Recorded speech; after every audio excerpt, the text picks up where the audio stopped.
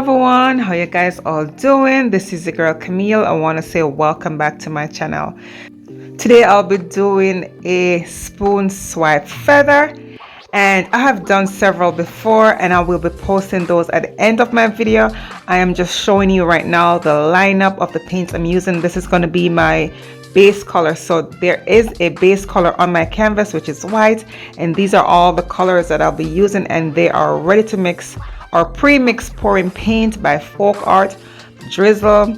And this is a beautiful lineup of colors here, guys. I just love the way that these colors really work together. Super excited to show you guys the finished result. There is a close-up of the wet result, and there's also the dried result, you guys. So don't go away. Make sure you watch this video all the way to the end, and of course leave me a comment in the comment section. Let me know what you think about this one.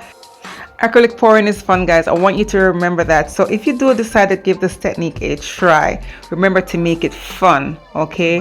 Don't think too hard.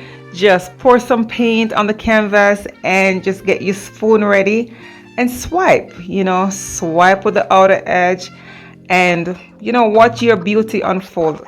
You will be amazed. You will be amazed. Give this technique a try, guys. And of course, you know what, let me know how you feel about it. Find me on Facebook. I'm on Instagram, camillamoy.art. And of course, you know what, guys, I'm here for you if you have any questions, so don't be afraid to reach out to me.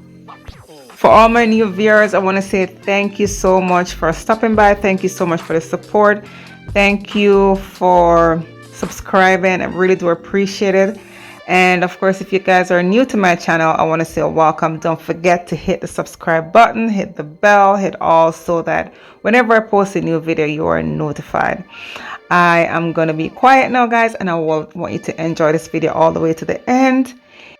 Remember that when you're swiping, guys, swipe with the outer edge of the spoon, and of course wipe your spoon clean after each swipe.